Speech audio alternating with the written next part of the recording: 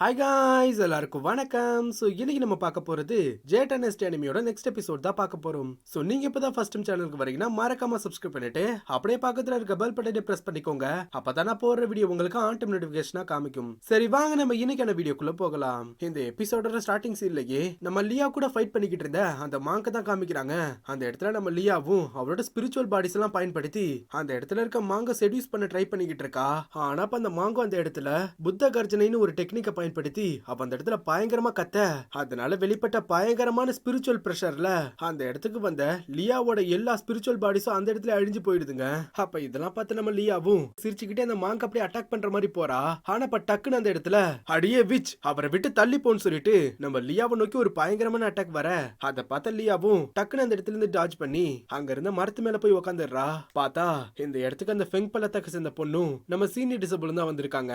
அப்ப மாங் சொல்றான், senior disable இவ கிட்ட இருந்து கொஞ்சம் ஜாக்கிரதையா இருங்க. ஏன்னா இவ கல்ட்டோட ஹீகுவான் பிரிவை சேர்ந்தவ. அப்படி இருக்கும்போது இவளை எதிர்த்து ஃபைட் பண்றதுங்கிறது கொஞ்சம் கடினம். அப்ப அதே நேரத்துல லியா சொல்றா, நீ பார்க்க ரொம்ப ஹேண்ட்ஸமா இருக்க.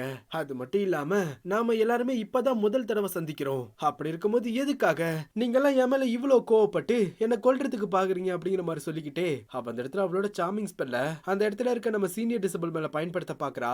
அப்ப நம்ம சீனியர் டிசபிளும் அவளோட சாமிங் ஸ்பெல் அப்படியே ரெசிஸ்ட் பண்ணிட்டு சொல்றான், ஒரு நிமிஷம், நீ வந்து அந்த ஹீகுவான் பிரிவோட பிரின்சஸ் லியா தானே? ஓ, என்ன பத்திலாம் உனக்கு தெரிஞ்சிருக்கு. உனக்கு எப்படி நான் யாருன்னு தெரியும்?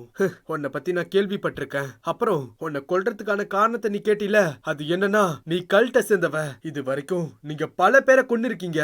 அப்படி இருக்கும்போது நீதிமான்களான நாங்க தான் உங்களை எல்லாம் எதிர்த்து ஃபைட் பண்ணி ஆகணும். பரவாயில்ல, நீ கொஞ்சம் இன்ட்ரெஸ்டிங்கா தான் இருக்க. அப்படின்னா நீ கிங்குன் பிரிவை சேர்ந்தவனா?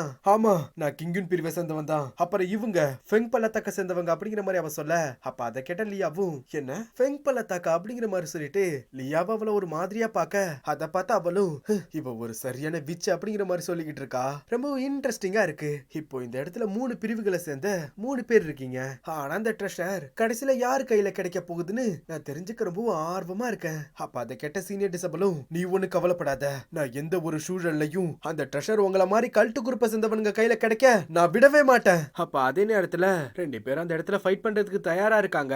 சோ அப்படியே அந்த இடத்துல சீன் கட் ஆக அடுத்த சீன்ல நம்ம ஷியாவையும் பெரியவரையும் தான் காமிக்கிறாங்க. 2 பேரும் அப்படியே நடந்து போய்கிட்டு இருக்க நம்ம பிளாக்கா உங்களுக்கு பாதுகாப்பா பின்னாடி அப்படியே நடந்து போய்கிட்டு இருக்கான். அடடா, எனக்கு ரொம்ப வயசாயிடுச்சுப்பா. என்னால கொஞ்சம் தூரம் கூட உருப்படியா நடக்க முடியல. ரொம்பவுமே மூச்சு வாங்குது. ஷியா, இந்த தண்ணி குடிக்கிறியா அப்படிங்கிற மாதிரி அவர் கேட்டுக்கிட்டு இருக்க, அப்ப சடனா பின்னாடி இருந்து நீங்க இன்னுமே ஃபார்ச்சூன் டெல்லிங் சொல்லிக்கிட்டு தான் இருக்கீங்களா அப்படிங்கிற மாதிரி ஒரு வாய்ஸ் கேக்குது. யாருன்னு பார்த்தா நம்ம கோஸ்ட் கிங் தான் அந்த இடத்துக்கு வந்திருக்காரு. அவரை பார்த்த பெரியவரும், ஏ ஷியா, நீ முதல்ல இப்ப பின்னாடி போ. தாத்தா, நீங்க என்ன சொல்றீங்க? இங்க பாரு ஷியா, எனக்கு எதுவும் ஆகாது, நீ முதல்ல பின்னாடி போ. அப்ப அதை கேட்ட ஷியாவும் பின்னாடி போறேன்னு தடுக்கி அப்படியே நம்ம பிளாக் மேலேயே விழுந்துடுறா. ஐயோ, என்ன மன்னிச்சிடுங்க அப்படிங்கிற மாதிரி சொல்லிக்கிட்டு இருக்க. ஆனா இங்க பார்த்தா பிளாக் மரண பயத்துல நின்னுகிட்டு இருக்கான். சோ அடுத்த சீல நம்ம பெரியவர் அந்த கோஸ்ட் கிங் தான் அப்படியே பேசிக்கிட்டு இருக்காங்க. அப்ப கோஸ்ட் கிங் சொல்றாரு, உங்களுக்கு இப்ப ரொம்பவுமே வயசாயிடுச்சு. ஆமா, அது என்னமோ உண்மைதான். நான் ஒண்ணு உங்களை மாதிரி கல்டிவேட்டர்லாம் ஒண்ணு கிடையாதுல்ல. அப்புறம் உன் பொண்ணோட விஷயத்த பத்தி நான் கேள்விப்பட்டேன். அப்ப அதை கேட்ட கோஸ்ட் கிங் சொல்றாரு, நாம போன முறை சந்திச்சப்ப உங்களுக்கு ஞாபகம் இருக்கா? நீங்க ஒரு வாட்டி என்னோட விதியை கணிச்சு சொன்னீங்க. என்ன சுத்திலும் ரொம்ப ஸ்ட்ராங்கான ஒரு கில்லிங் ஆறா இருக்கிறதா சொன்னீங்க. அது என்ன மட்டும் இல்லாம என் மனைவியையும் பொண்ணையும் கூட பாதிக்கும்னு சொன்னீங்க. ஆனா இப்போ உங்களோட வார்த்தைகள்லாம் உண்மையாயிடுச்சு. நான் என்னோட மனைவியையும் பொண்ணையும் இழந்துட்டேன். அப்ப அதை கேட்ட பெரியவரும், என்னோட கணிப்பு எப்பவும் தப்பா போனதே கிடையாது அப்படிங்கிற மாதிரி சொல்றாரு. அப்ப கோஸ்ட் கிங் கேக்குறாரு, அப்படின்னா சரி, அப்போ நீங்க எனக்கு கணிச்சு சொல்லும் போது பயன்படுத்தின அந்த ஆஸ்ட்ரல் டிவினிட்டியை பத்தி சொல்லுங்க. என்ன ஆஸ்ட்ரல் டிவினிட்டியா? நீ என்ன சொல்லிக்கிட்டு இருக்க? இப்போ என்கிட்ட அதை பத்தின எந்த ஒரு க்ளூவும் இல்ல. அதை கேட்ட நம்ம கோஸ்டிக்கும் அந்த இடத்துல கடுப்பானாலும் ஆனாலும் அவர் அந்த இடத்துல எதுவுமே பண்ணாம அங்கிருந்து கிளம்ப பாக்குறாரு. அப்ப இந்த இடத்துக்கு ஓடி வந்த நம்ம லியாவும், தாத்தா அது யாரு அப்படிங்கிற மாதிரி கேட்டுக்கிட்டு இருக்கா. அப்ப அதை கேட்ட கோஸ்ட் கிங்கும், இங்க பாருமா சின்ன பொண்ணு, என்ன உனக்கு அடையாள தெரியலையா என்ன? என்னோட பேரு தான் வான் டிரான் வாங். என்ன எல்லாரும் கோஸ்ட் கிங்னு கூப்பிடுவாங்க அப்படிங்கிற மாதிரி சொல்லிட்டு அவர் அங்க இருந்து போக அப்படியே இந்த இடத்துல சீன் கட்டாக அடுத்த சில நம்ம பையாவோட ஆண்ட தான் காமிக்கிறாங்க. அப்ப அவங்க சொல்றாங்க, நம்ம மாஸ்டர் குயிலிய ரொம்பவும் நம்புறாரு. அப்படி இருக்கும்போது நம்ம பண்ண போற விஷயங்களை எதுக்காக அவங்க கிட்ட இருந்து மறைக்கணும் அப்படிங்கிற மாதிரி நம்ம பையாவோட ஆண்ட் கேட்க, அப்ப இதெல்லாம் கேட்ட பக்கத்துல இருந்த ஒருத்தவனும் நம்ம கோஸ்ட் கிங் இவங்க கிட்ட சொன்ன ஒரு சில விஷயங்களை அப்படி நினைச்சு பாக்குறான். நான் வந்து குயிலி கிட்ட ஹெவன்லி புக்கோட 2 வால்யூம் கொடுத்தேன். எனக்கு தெரிஞ்சு அவ அதை புரிஞ்சுக்க கிட்டத்தட்ட 30 வருஷங்கள் ஆகும்னு நினைச்சேன். ஆனா அவன் அதை 10 வருடங்கள்ல புரிஞ்சுக்கிட்டான். நான் நினைச்சதை விட அவ ரொம்பவும் திறமசாலி. இப்படிப்பட்ட ஒருத்தவன் தான் எனக்கு அடுத்தது என் பதவிக்கு வந்தா கண்டிப்பா இந்த செக் ஒரு பெரிய முன்னேற்றத்தை அடையும் அப்படிங்கிற மாதிரி நம்ம கோஸ்ட் கிங் இவங்க கிட்ட சொன்ன எல்லாத்தையும் இப்ப நினைச்சு பாத்துக்கிட்டு இருக்கான். அதே நேரத்துல இங்க நம்ம ஹீரோவை தான் காமிக்கிறாங்க. நம்ம ஹீரோ வேகமா போய்கிட்டு இருக்க நம்ம ஹீரோவை துரத்திக்கிட்ட பின்னாடியே லூசி வந்துகிட்டு இருக்கா. ஒரு கட்டத்துக்கு மேல நம்ம லூசியும் அவரோட ஸ்வாடு பவர் எல்லாம் பயன்படுத்தி நம்ம ஹீரோவை எப்படியோ ஸ்டாப் பண்ணிடுறா. அப்ப நம்ம ஹீரோவை திரும்பி நம்ம லூசி அப்படியே பாக்குறான். நம்ம லூசி ஹீரோவை பார்த்துட்டு அந்த இடத்துல அப்படியே ஸ்டன் ஆகி போய் நிக்கிறா. அப்ப அதே நேரத்துல சதுப்பு நிலத்தோட உட்பகுதிக்குள்ள அந்த ட்ரெஷர் தோண்டின இடத்துல இருந்து பயங்கரமான எனர்ஜி வேவ் எல்லாம் எல்லா திசையிலயும் அப்படியே பரவிக்கிட்டு இருக்கு. இந்த இடத்துக்குள்ள வந்த நம்ம ஆளுங்க யாராலையும் அதுல இருந்து வெளிப்படுற எனர்ஜியோட ஃபோர்ஸ தாங்கவே முடியல. ஆனா இப்ப லியாவும் அந்த எனர்ஜி வர திசையை நோக்கி வேகமா கிளம்ப அப்ப அவ கூட ஃபைட் பண்ணிக்கிட்டு இருந்த மாங் சீனியர் டிசபிள் அப்புறம் ஃபெங்பல தாக்க சேர்ந்த 3 பேரும் இல்ல அவ அந்த ட்ரெஷர் இருக்கிற இடத்த நோக்கி தான் போய்கிட்டு இருக்கா. அவ கையில நம்ம கிடைக்க விடக்கூடாது, வாங்க போகலான்னு சொல்லிட்டு இவனுங்க 3 பேரும் லியாவை ஃபாலோ பண்ணிக்கிட்டே இங்கிருந்து போக ஆரம்பிக்கிறானுங்க. அப்ப அதே சமயத்துல இங்க நம்ம சிங்கியோட டீமை தான் காமிக்கிறாங்க. அப்ப நம்ம லியான் சொல்றான், இப்ப வெளிப்படுற இந்த கோல்டன் லைட்டோட பிரஷர் இது முன்னாடி வந்ததை விட இப்ப ரொம்ப சக்தி வாய்ந்ததா இருக்கு. எனக்கு தெரிஞ்ச வரைக்கும் அந்த ட்ரெஷர் அந்த இடத்துல கூடிய சீக்கிரமே வெளியே வர போகுது. அப்ப அதை கேட்ட இவங்க கூடவே வந்துகிட்டு இருக்க அந்த ஃபெங் பள்ளத்தாக்க சேர்ந்தவன் அப்படியே வில்லத்தனமா சிரிச்சுக்கிட்டு இருக்கான். அப்ப அதே நேரத்துல இதெல்லாம் பாத்துக்கிட்டு இருந்த நம்ம பெரியவரும் என்ன நடக்கணுமோ அது நடந்தே தீரும் அப்படிங்கிற மாதிரி சொல்லிட்டு அவர் அங்கிருந்து கிளம்புறாரு. அப்ப அதே நேரத்துல இங்க நம்ம ஹீரோவை தான் காமிக்கிறாங்க. நம்ம ஹீரோவை திரும்பி அப்படியே லூசியை தான் பாக்குறான். அப்ப இந்த இடத்துக்கு வந்த குட்டி குரங்கும் நம்ம லூசி கிட்ட போக பாக்குது. அப்ப நம்ம ஹீரோவும் இல்ல வேண்டாம் அப்படிங்கிற மாதிரி தலையாட்ட உடனே குட்டி குரங்கு அங்கிருந்து கிளம்பிடுது.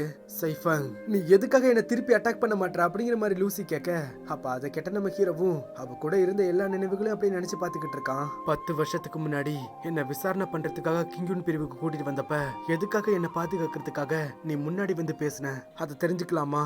அப்ப அதை கேட்ட லூசியும் அப்படின்னா நீ இன்னும் எனக்கு தெரிஞ்ச அதே சைஃபங்க தான் இருக்க அப்படிங்கிற மாதிரி சொல்லிட்டு நம்ம லூசி ஹீரோவோட இருந்த எல்லா நினைவுகளையும் அப்படியே நினைச்சு பாத்துக்கிட்டு இருக்கா. என் கூட திரும்பி வந்துடு சைஃபங்.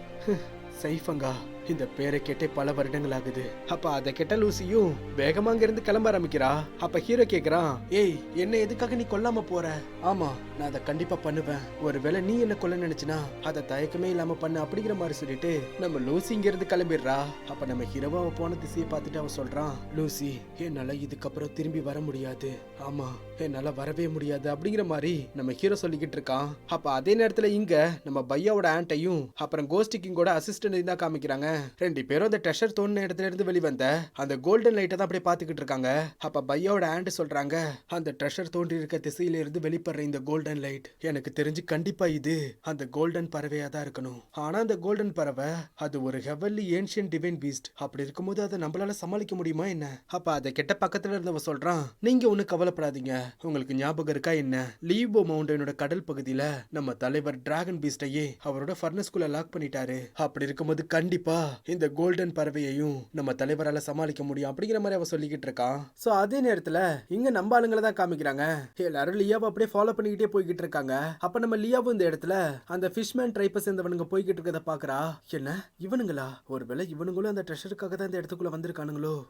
எது என்னமோ இதை நான் எனக்கு சாதகமா பயன்படுத்திக்க போறேன் அப்படிங்கிற மாதிரி சொல்லிட்டு அப்ப அந்த இடத்துல அவளோட பவரை பயன்படுத்தி கீழே போய்கிட்டு இருந்த ஒரு சில ஃபிஷ்மேன் ட்ரைப்பை சேர்ந்தவனுங்களை அப்படியே அட்டாக் பண்ணி போட்டு தள்ளிடுறா. அப்ப அதை பார்த்து கடுப்பான மத்த ஃபிஷ்மேன் ட்ரைப்பை சேர்ந்தவனுங்களாம் அப்படியே மேல பாக்கும்போது மேல நம்பாளுங்க தான் பறந்து வந்துகிட்டு இருக்கானுங்க.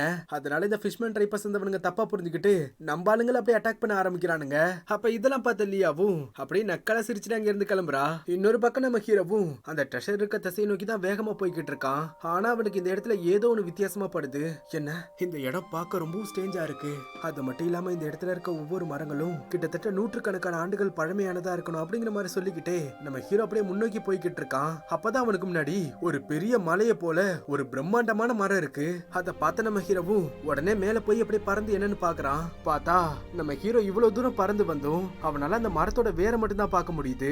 நம்ம ஹீரோ அதை அப்படியே ஆச்சரியமா பாத்துக்கிட்டு இருக்கான். இந்த உலகம் ரொம்ப பறந்து விரிஞ்சது, அதுல நமக்கு தெரியாத விஷயங்கள் இன்னும் எவ்வளவோ இருக்கு அப்படிங்கிற மாதிரி சொல்லிட்டு நம்ம ஹீரோ அந்த மரத்தோட உச்சிக்கு அப்படியே பறந்து போக ஆரம்பிக்கிறான். ஆனா அந்த மரமும் வான உயரத்துக்கு அப்படியே மேல போய்கிட்டே இருக்கு. நம்ம ஹீரோ தொடர்ந்து பறந்து எப்படியோ ஒரு வழியா அந்த மரத்தோட உச்சி அடைஞ்சிடுறான். பார்த்தா இந்த இடமே ரொம்ப அற்புதமானதா இருக்கு.